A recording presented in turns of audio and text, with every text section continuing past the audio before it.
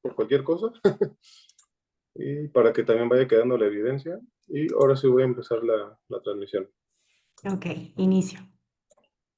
Buenos días, comunidad. Espérame. Va. Perdón, Blanca. Es que primero Yo ya. sale como un anuncio de que va a empezar de que va a empezar como a cargar. Ok,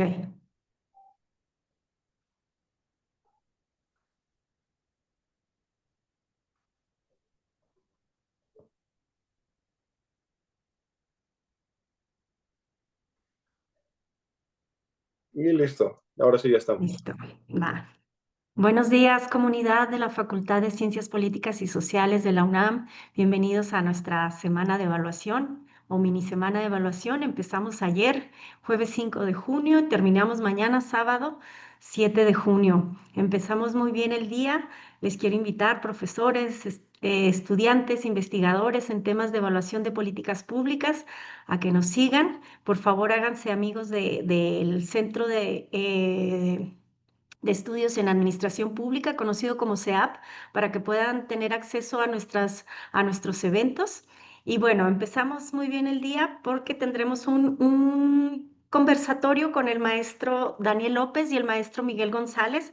Ellos hablarán sobre el tema evaluación y decisiones políticas, retos en contextos de retrocesos democráticos. Y a continuación les presento a mis colegas. Daniel López, maestro en Administración y Políticas Públicas por el Centro de Investigación y Docencia Económicas, conocido como CIDE, y politólogo por la Universidad Nacional de Colombia.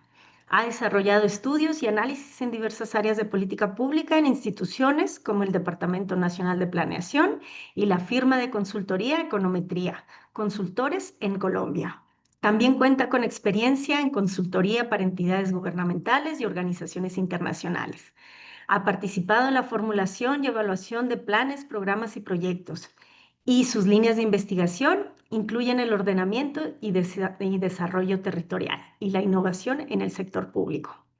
Por otra parte, Miguel González, maestro en Administración y Políticas Públicas, también por el CIDE, y licenciado en Ciencia Política y Administración Pública por la Universidad Nacional Autónoma de México. Es profesor del CEAP, de aquí de nuestra facultad. Cuenta con experiencia en diversos procesos de consultoría para entidades gubernamentales y privadas, y sus líneas de investigación se han centrado en política cultural y política de educación superior. Soy Blanca López, seré la moderadora de este conversatorio que vamos a tener, y por favor les doy la palabra, colegas. Bienvenidos. Gracias por estar aquí. Gracias, Blanca. Adelante, Miguel. Gracias Dani, gracias a la doctora Blanca y al Centro de Estudios de Administración Pública por auspiciar el evento y para darnos esta ocasión para hablar y discutir sobre políticas y evaluación de políticas. Creo que el punto del que nos gustaría partir es que la disciplina, la de la ciencia de las políticas, como idea y como disciplina, surge en un momento eh, de dualidades en el entorno internacional y global entre distintas formas de tomar decisiones, ¿no? Por un lado, lo que se entendía como democracia y por el otro lado, lo que era lo malo y lo que no era democrático. Más o menos en el mismo año en el que surgen los textos seminales sobre políticas públicas y estabilidad de decisiones en entornos democráticos, también las tropas del ejército estadounidense destruyen la casa de Alexis de Tocqueville en Normandía, ¿no? Entonces inician esa gran paradoja, es decir, decisiones para la democracia a pesar de que estaban destruyendo el texto germinal también de la democracia americana. Pero lo que buscaban las decisiones públicas o lo que buscaba mejorar la ciencia de las políticas en las decisiones públicas era que se contara con información para poder sostener técnicamente cuáles eran las decisiones que se tenían, ¿no? Es decir, que todas y todos tuvieran cierta certeza de que lo que se estaba decidiendo iba a favorecer en un entorno complicado y que iba a ser la mejor forma de usar los recursos. La idea de Laswell, que después se retoma mucho, es y que esas decisiones sirvan para construir la dignidad humana. Aguilar, en México y ya muchos años después, justamente lo retoma y dice, las políticas públicas al final de cuentas son decisiones que surgen de interlocuciones entre varios actores y para la que todos necesitan información y configurar patrones de comportamiento. Si le avanzas a la siguiente, Dani. Gracias. Y justamente con todo el desarrollo de la disciplina, lo que vamos construyendo son ideas de mecanismos causales que van construyendo cadenas de valor. Es decir, hay insumos que pueden ser información, recursos, personas que viven problemáticas, y a partir de un montón de actividades, productos y resultados se van configurando cambios en los patrones de comportamiento que permiten llegar a objetivos generales. Como vemos, estos objetivos generales son también decisiones políticas y no son únicos ni universales, sino que siempre dependen de los gobiernos en turno. Si le pasamos a la siguiente, ya mucho más reciente en la literatura, lo que nos dicen Capano y otros es toda política debe modificar comportamientos. Y para modificar comportamientos tienen mecanismos que pueden ser de primero o de segundo orden, en los que individualmente las personas van cambiando la forma en la que actúan y por lo tanto van contribuyendo a solucionar un problema público. Estos mecanismos, algunos activan comportamientos, ¿no? Como las becas, como el transporte, como, todo lo que comúnmente llamamos instrumentos de política, y hay otros mecanismos que lo que buscan es generar aprendizajes y rendición de cuentas de esos mecanismos. ¿No? Por ejemplo, en la evaluación docente, el instrumento es el examen, ese desactiva ciertos comportamientos de las y los profesores, pero lo que nos importa es lo que logramos aprender de esos mecanismos. Y esta tendencia de diseñar bajo esquemas mecánicos, aunque pareciera reciente, pues es lo que en buena medida se ha hecho desde por lo menos mediados de los 90.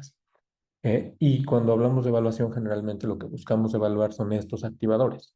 No buscamos evaluar los comportamientos que cambian ni cómo funcionan en el agregado, sino si los activadores funcionaron bien, llegaron a quienes tenían que llegar y se lanzaron en el momento en el que se tenían que lanzar. En contextos de problemas democráticos, creo que el problema es justamente que esos activadores no siempre tienen objetivos con los que la mayoría de la población puede estar de acuerdo, ¿no?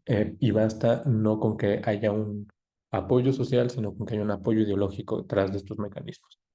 Y bueno, y en ese sentido hemos visto grandes ejemplos en estos 5 meses que lleva Trump en la presidencia, ¿no? De cosas que todo el tiempo busca cambiar y reformar porque para que únicamente sean aceptados por la población que lo eligió. En las sentencias la semana pasada fue literalmente explícito en decir, por ti no votaron, por mí sí, y ese va a ser así, ¿no? Con el tema de aranceles. Le pasamos a la siguiente, Dani. Eh, y y este esquema también queda de acuerdo con lo que tradicionalmente llamamos el ciclo de políticas públicas, ¿no?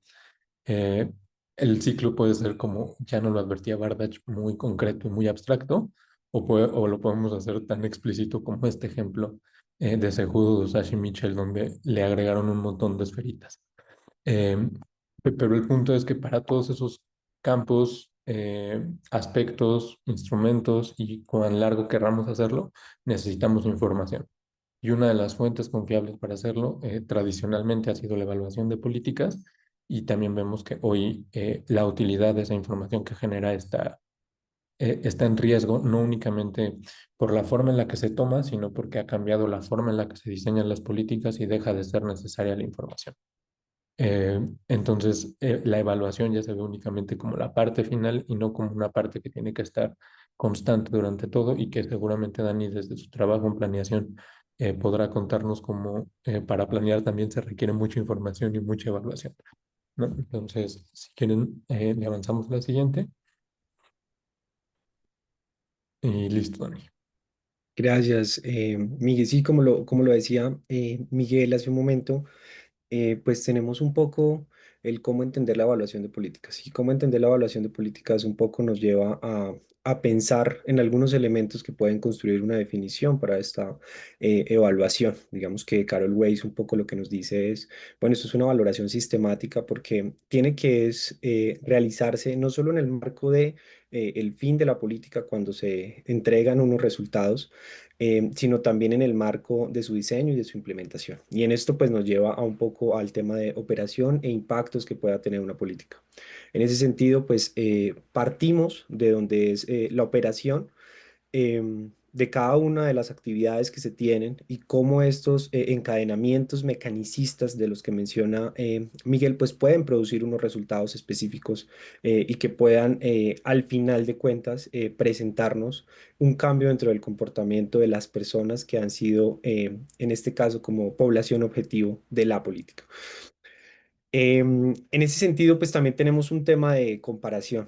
De alguna manera, la evaluación, si la vemos en un sentido estricto de la palabra, pues es un tema de juzgar, es un tema de presentar un valor frente a algo. Y ese valor frente a algo, pues nos invita a tener unos estándares implícitos o explícitos. Cuando hablamos de estándares implícitos o explícitos, podemos ver que hay algunos implícitos, como por ejemplo los valores que tienen cada una de las personas y esto lo vemos por cómo cada persona puede, o más bien cada gobierno puede presentar qué es lo que es bueno, qué es lo que es malo y qué es lo que sería importante para generar su plan de gobierno.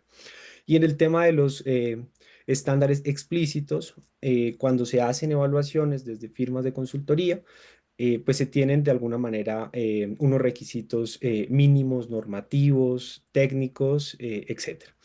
Entonces, un poco esto pues nos lleva a pensar que todo lo que vamos a hacer es juzgar algo con base en una métrica. Y esta métrica pues está definida específicamente por cada uno de los gobiernos. Y pues al final, ¿qué esperamos? Contribuir al mejoramiento de la política. Entonces, este es un tema que es debatible en contextos democráticos, porque si es verdad que queremos mejorar la política a partir de la evaluación, o si lo que esperamos es generar información que nos permita dar cuenta de que estamos realizando unas acciones en el marco de un gobierno.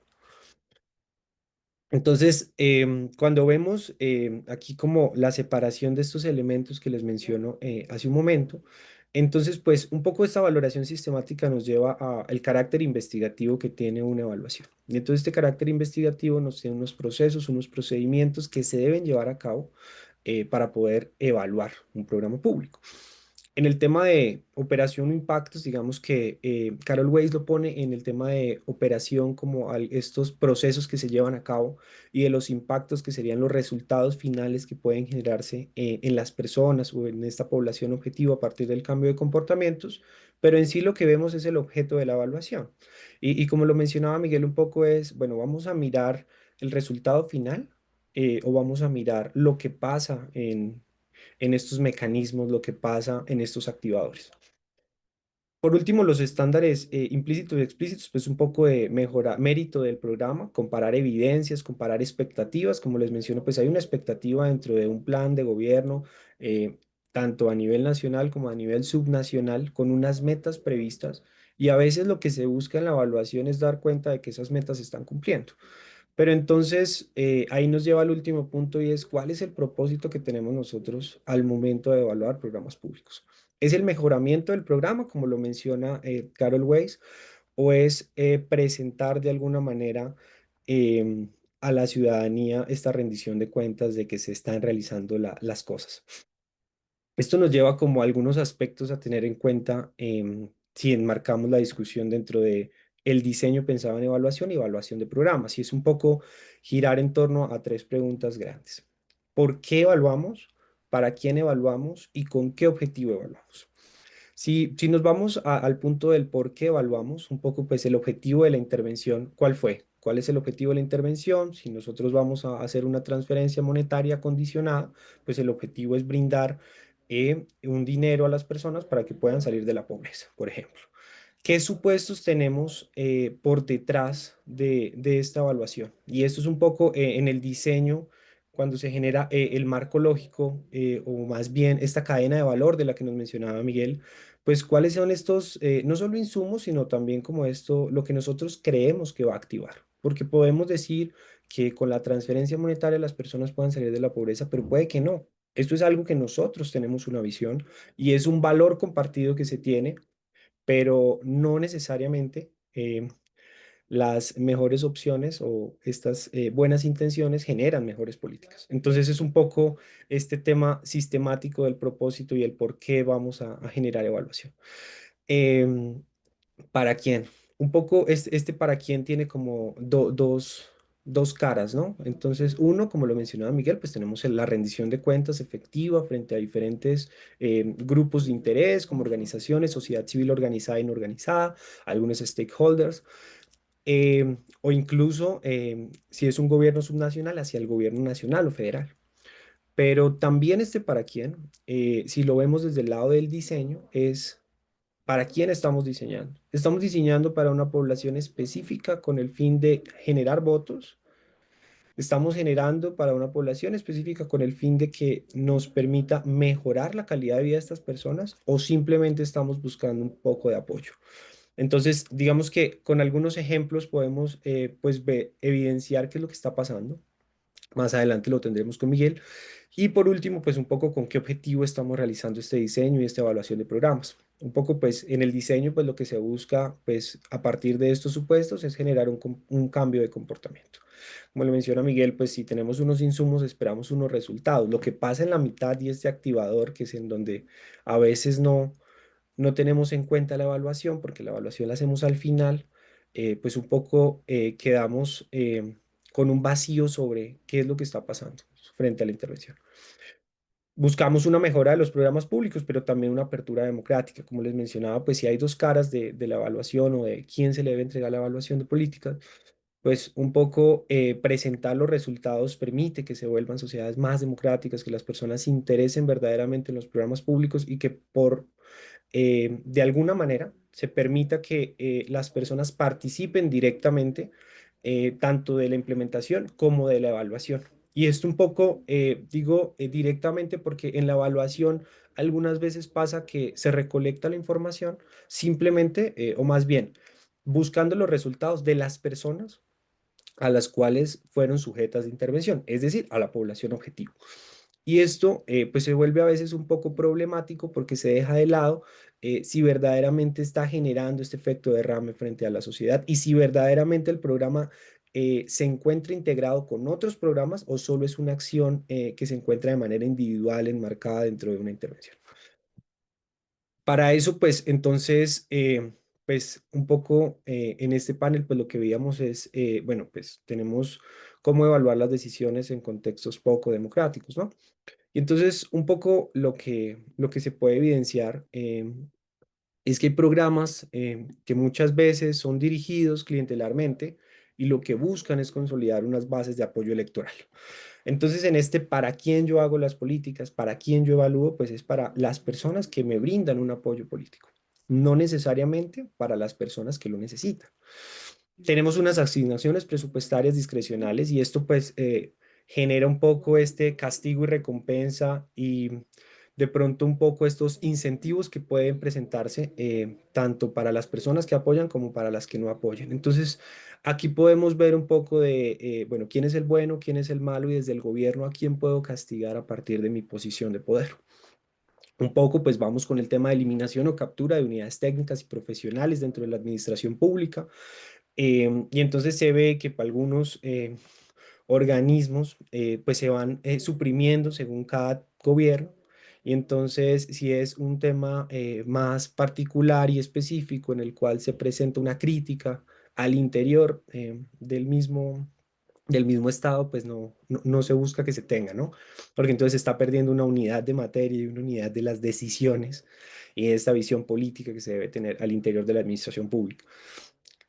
Por último, una reducción o fragmentación de sistemas de monitoreo y evaluación de políticas públicas, y esto podríamos separarlo en dos momentos, y es un poco, pues este sistema de monitoreo que sería el que nos permite hacer estos pequeños cambios y mejoramientos a lo largo de la implementación de la política, o al final, la otra cara que es la evaluación que se realiza de la política para ver si en el marco de la intervención, pues tuvo unos efectos, tuvo unos impactos y permitió de alguna manera mejorar la calidad de las personas o mitigar el problema que socialmente se construye desde los supuestos y que presentamos para poder diseñar políticas públicas.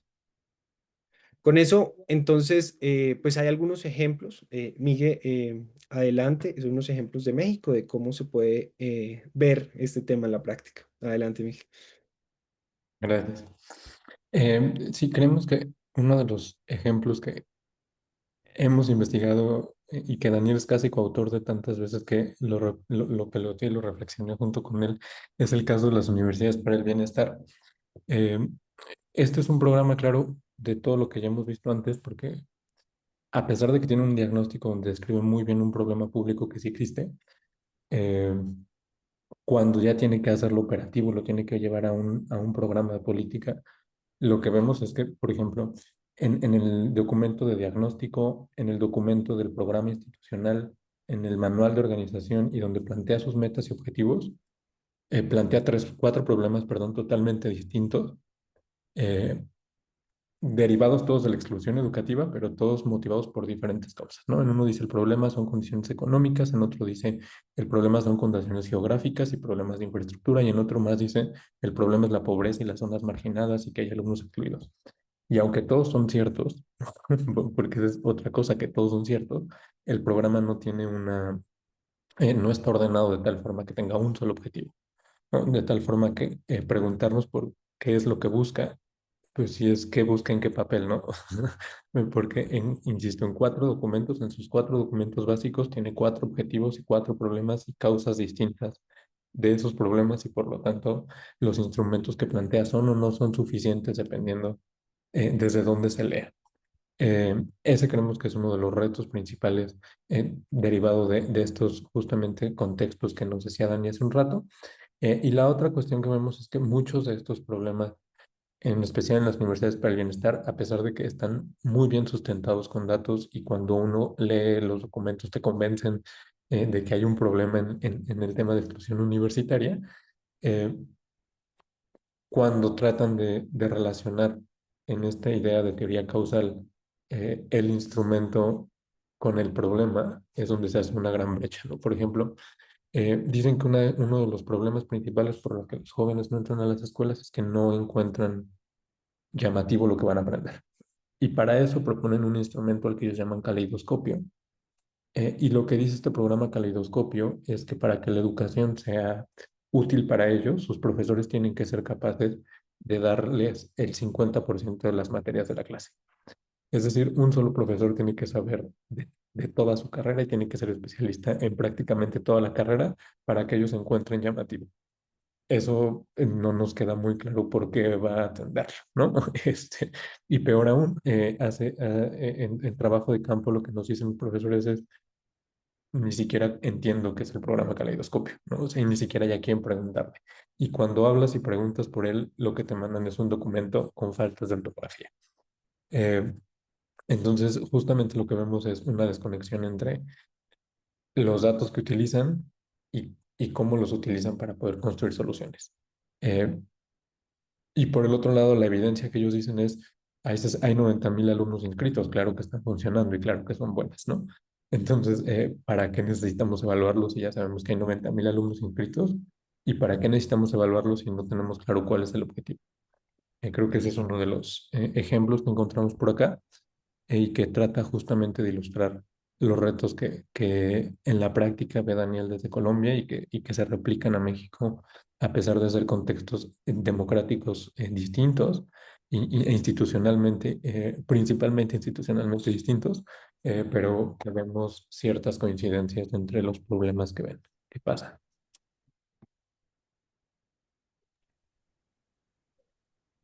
Y bueno, pues justamente los retos a los que encontramos más claro es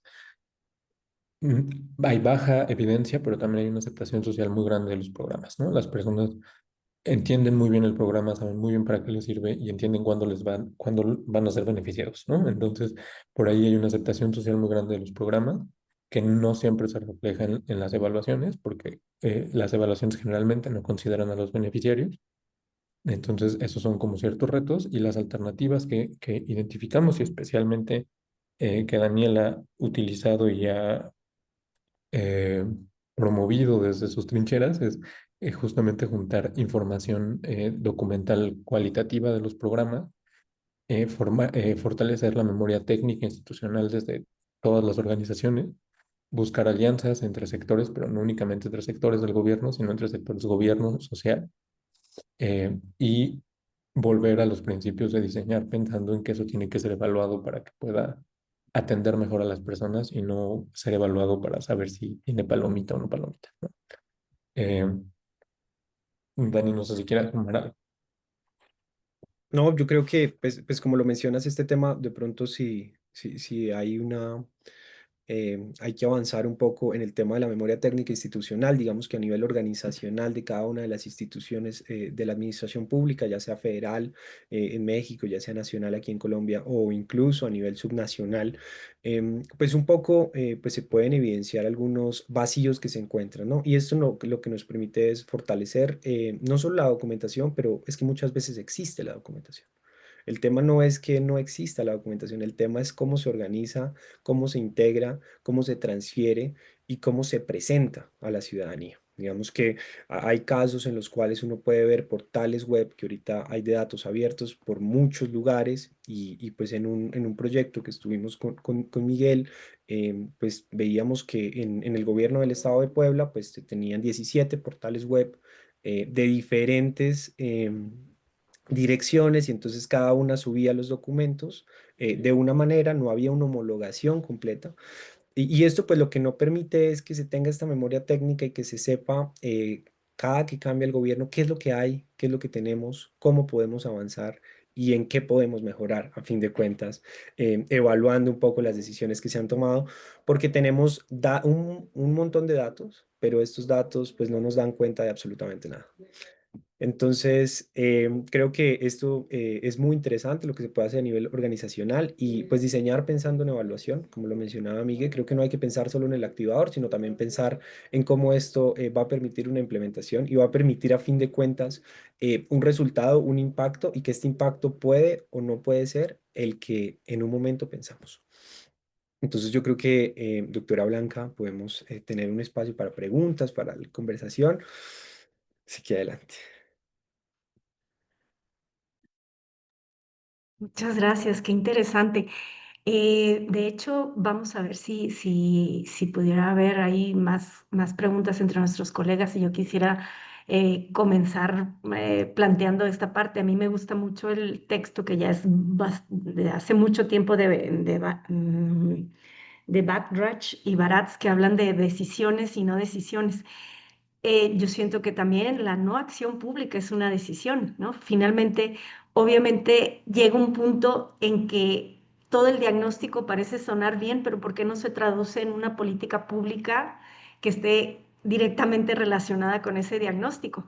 Y a mí, que mi tema mucho también es el uso de las evaluaciones, eso me pasa. O sea, de pronto ves los informes de las evaluaciones de los evaluadores y dices, qué interesante, pero resulta que cuando ya lo adoptan los operadores de los programas, ya son realmente muy escogidas las recomendaciones, las que deciden ellos realizar. Y ahí también entra esta no acción pública como decisión pública, ¿no? Decido no tomar acción sobre esto que me están indicando en los informes de evaluación. Y ahí quisiera ahí que nos platicaran un poquito y también a ver si de la experiencia de Sembrando Vida, a ver que identificaron, también sería importante a ver, conocer esta parte, a ver qué opinan.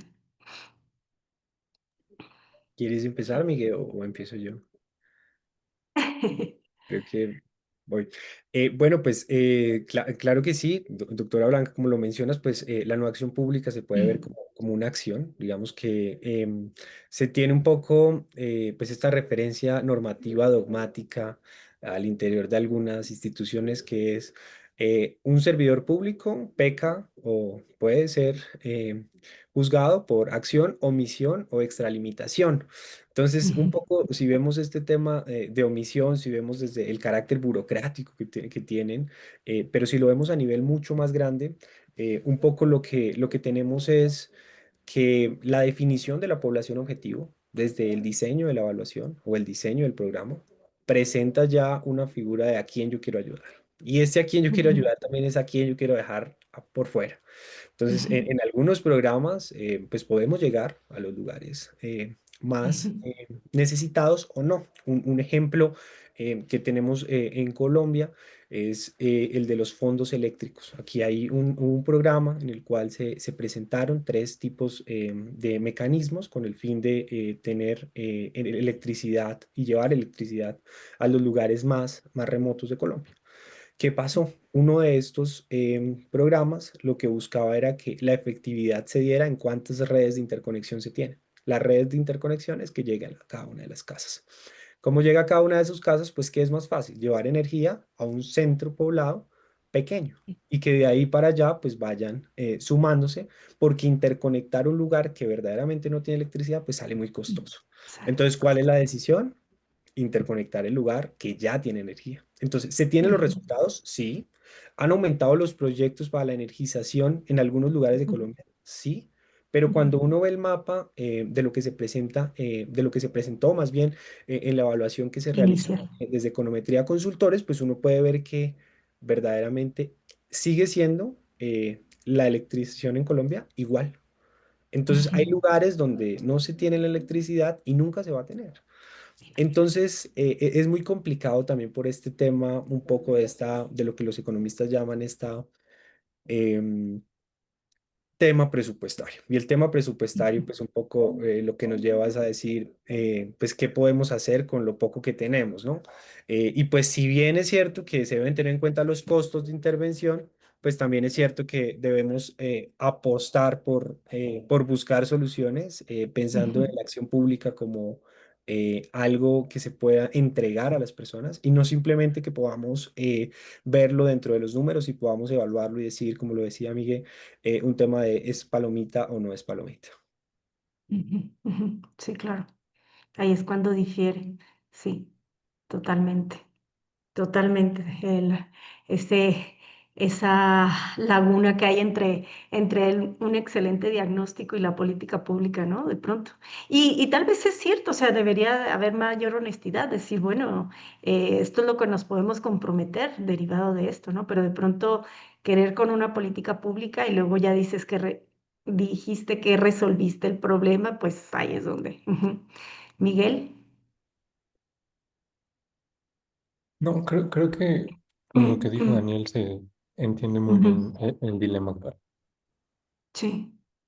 De Sembrando Vida, nos podrían, Ah, sí, también sí, tenían, ajá, a ver, ese también. sí, o sea, justo en Sembrando Vida, Ujú, lo que vimos en su momento, ya tiene un tiempo que lo hicimos Dani y ujú. yo, pero lo que vimos en su momento era un programa más o menos igual de objetivos, ¿no? Que Muy durante los ambicioso. primeros 5 años, no, cambiaban. Durante los primeros 5 años las reglas de operación tuvieron objetivos distintos. Entonces, cuando justamente salieron los resultados de las primeras evaluaciones que tenía Coneval, el resultado era ese, ¿no? ¿Con qué objetivo Ajá. los evaluamos? ¿No? Ujú, Porque justamente cada uno de las reglas de operación tenía objetivos, poblaciones objetivo, metas y alcances distintos. Entonces era difícil ujú, saber ujú. a qué iba. Sí, claro, wow, interesante. Va. Em, pues bueno, no sé si ustedes también tengan de sus colegas ahí alguna pregunta o quisieran agregar algo, doctor Camacho. También. Y bueno, entonces a mí me interesa mucho esta parte porque siento que es como esa pequeña laguna donde dices todo iba bien, pero finalmente yo digo que la parte del uso el uso de las evaluaciones es donde entra ese problema de decisión pública, decido no hacer y hago omiso esa recomendación o y decido tomar acción en estas otras recomendaciones, ¿no? Y ahí hay algo que también tendríamos que identificar los que nos gustan estos temas para decir qué pasó con estas recomendaciones. Y bueno, se supone es el trabajo de estos organismos evaluadores como Coneval y bueno, todos estos otros que hay en la administración pública, ¿no? De decir, bueno, ¿qué pasa con estas evaluaciones? Esas sesiones donde deciden cuáles recomendaciones sí se toman, cuáles no. Eso sería lo interesante. ¿Por qué no se toman? Y bueno, pues esas posiciones institucionales que a veces no son tan visibles y esas son las que nos interesaría conocer también, que se supone que son públicas, pero a veces no son tan públicas como quisiéramos. Eh, yo creo que, bueno, eh, reconociendo a lo mejor, ahorita tenemos ahí con Facebook y el sistema ahí para transmitir, pero les pediría sus conclusiones y en todo caso para cerrar la sesión, si nos pudieran dar algunas conclusiones de este tema tan importante. A mí me parece bien interesante, porque es un tema aparte como muy subjetivo, finalmente es muy difícil medirlo, es muy difícil medirlo. Mm, Sí, creo que únicamente en forma de conclusión, creo que eh, el- eh, justamente los retos, experiencias que nos planteaba Daniel desde su trabajo, tanto en planeación en Colombia como en evaluación en Colombia, eh, son parte del sentido fundamental de estos eventos, ¿no? El conocer cómo las experiencias globales tienen impactos en las agendas locales y creo que en eso el nombre del evento lo resume muy bien. Entonces, bueno, creo que esa sería mi conclusión. Ujú, Yo creo que la conclusión que podemos pues, sacar de estos espacios, como lo menciona la doctora, pues es pensar en el uso de la evaluación y en el uso de la evaluación no solo como una presentación de resultados finales, sino también en el proceso de implementación y cómo mejoramos programas públicos. Como lo menciona pues la doctora, pues hay un tema también de pues, cuál es el uso que se le da a los documentos que terminan de las evaluaciones, al menos las que se realizan de manera externa, ya sea por instituciones que hacen parte también del gobierno o incluso por algunas empresas de consultoría que son financiadas en algunos momentos por organizaciones internacionales y pues tienen incidencia dentro de lo que es la administración pública de alguna manera. Entonces, creo que es un vacío que de pronto puede quedar. De pronto esta pregunta podría ser la que podemos dejar al final y es que si bien se pueden evaluar muchos programas y tenemos en el marco de cada una de las intervenciones públicas la presentación final de qué es lo que se está realizando, cuáles fueron los avances, cuáles son los procesos, cuáles son los cuellos de botella o de pronto lo que nos ha permitido llegar hasta el punto de que se dé el cambio de comportamiento en las personas.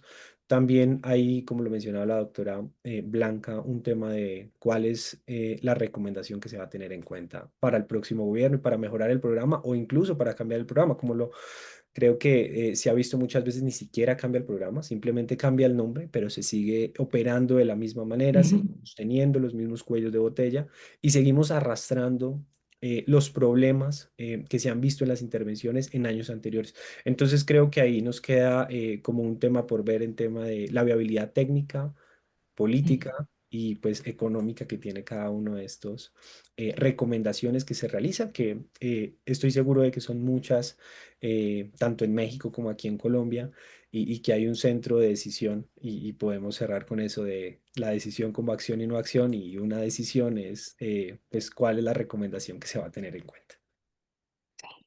Muy interesante porque yo creo que como comunidad nos toca ir documentando todos estos procesos, ¿no? Es lo que nos queda, ¿no? Documentar para hacer ver, hacer visible a la ciudadanía qué es lo que, la falta de acción o la decisión pública. Pues les agradezco mucho, maestro Daniel López, maestro Miguel González, de verdad, es un tema muy interesante. Espero nos ayuden también a difundir. Y seguimos con los eventos, por favor, acompáñenos. Tenemos otro evento ahorita a las 12. Voy a hacer yo la presentación del sistema de evaluación de diputados del Congreso Mexicano. Tenemos después un taller y tenemos otra presentación también en la tarde. Por favor, acompáñenos. Les agradezco mucho su tiempo y seguimos fortaleciendo esta comunidad de evaluadores dentro de nuestra Facultad de Ciencias Políticas y Sociales. Muchas gracias. Gracias. Muchas Gracias gracias. a ustedes. Gracias. Hasta luego.